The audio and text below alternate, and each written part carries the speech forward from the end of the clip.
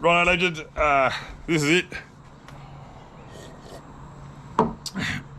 It's our celebratory drink together. It is the end of another cracking year on the fishing front and the end of another year of hot water fishing. And I just want to take this opportunity to say thank you to everyone. Oh shit, I just dribbled. Jesus. Thank you to everyone who subscribed throughout the year or who is a returning subscriber, and anyone who watched an episode, sent through a positive comment, really appreciate it. I was just here ruminating about the year that was, and despite the weather and La Nina's best efforts to put the kibosh on good fishing, there's actually still some cracking sessions that went down. I'm trying to think about my top 5 moments for 2022 and what they would be. Then I reckon well, number one, it's got to be that bass session. I mean, you're talking day one of bass season open. I find a pool full of big bass. I must have caught about 30 fish in just under 2 hours, and each of those fish was either over or just on or just under 50 centimetres. They were literally stacked shoulder to shoulder under a waterfall. It was like shooting fish in a barrel. I almost felt bad for them. Almost. There you go, another beauty. Absolute. I have to admit, I never really rated bass much of the fighting fish, but the ones that I've got today are this pool. Pound for pound, they give a snapper the same size they run for their money. It's great. Number two, it's got to be a wahoo. Just my favourite fish, hey? You know, like, I don't know, everyone's got their favourite fish, and for me, it's just wahoo. Just the speed of them, the look of them. They're pretty enigmatic, you don't get them very often. You put in a few hours to get them, and yeah, they weren't big wahoo, and but I ended up getting 2 on the same day, so to me, that was just like a cracking session. Very, very rewarding. When you target a fish that you want so badly, and I've been wanting a wahoo for ages, then to come out and nail 2. I know I dropped an absolute horse at one before when he bit through that trace there. That was a good fish. But you know, it's 11 o'clock in the morning. I'm still pulling these things. Absolute cracker of a session. Number three, I reckon it has to be, hands down, Brad's gaff shot. Setting the scene, we had a big Spanish mackerel on. It had an even bigger shark up its ass. It's come out of the water, landed, and basically it was free swimming when Brad leapt over the side of the boat from one side to the other, and gaffed this thing whilst it was free swimming. Had he missed it or not got it, it would have been gone to the shark. It was an epic fish, just on 20 kilos, I think. So that gaff shot, to me, to have witnessed that, will go down in history as one of the best gaff shots I've ever seen.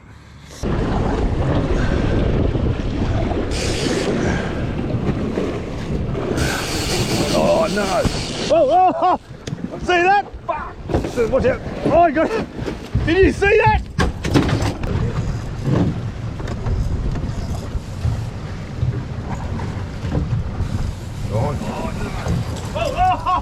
I see that? Fuck!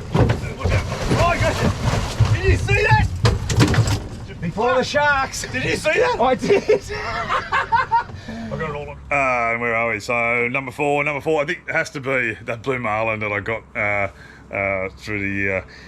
Look, it was stupid of me to be in the depth that I was trolling in and to have a little mackerel rod out. And as Murphy's Law would always have it, that fish has swum straight past 2 24 kilo outfits and bang, hit the little one. And you know, the 3-hour fight, 6-kilometre chase. I don't think I ever had any hope, but I tried, and you know, just the first 2 minutes of that hookup and what that fish did was spectacular, absolutely spectacular. I'll never forget it. There he goes, look at that! Woo! Oh, seriously, oh, look at that! Seriously, way too big for this rod, eh?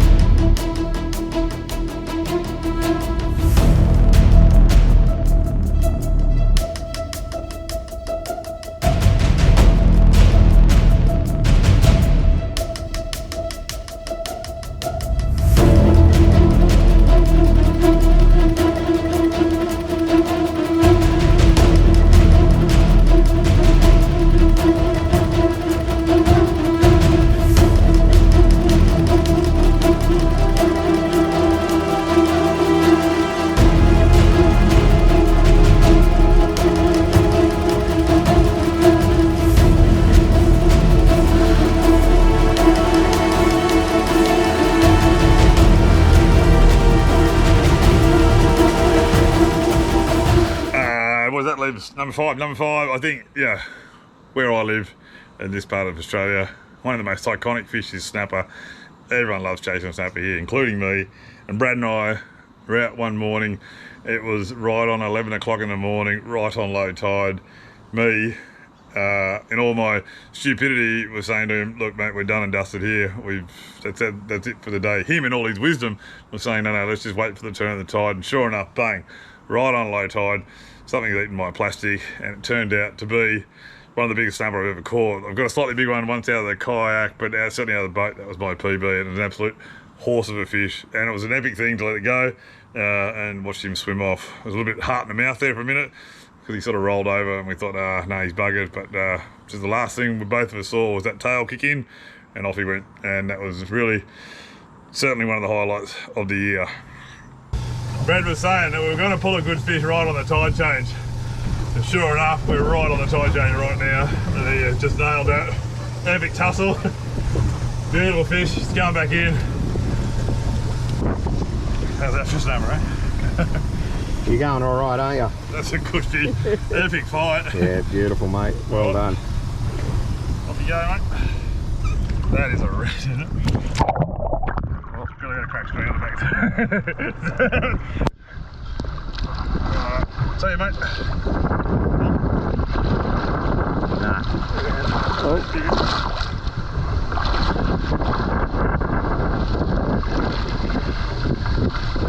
You'll work it out, yeah. Well done. Thanks, mate. Fucking nice. It. Gotta get that. But I think, to me, honestly, it doesn't really matter about a fish being a trophy size fish or, you know, getting that epic photo and all that kind of stuff. It's all good, don't get me wrong, I love that, that's why I do this channel. But for me, fishing, the essence of fishing is really the laughs, the mates that you do it with, and the good times that you have on the water, whether it be on foot, up a river, off the rocks, sitting in a kayak or out in a boat. It's just that essence of fishing to me is just the sheer hell of doing it. And yeah, the friendships, the laughs, and the fun you have along the way.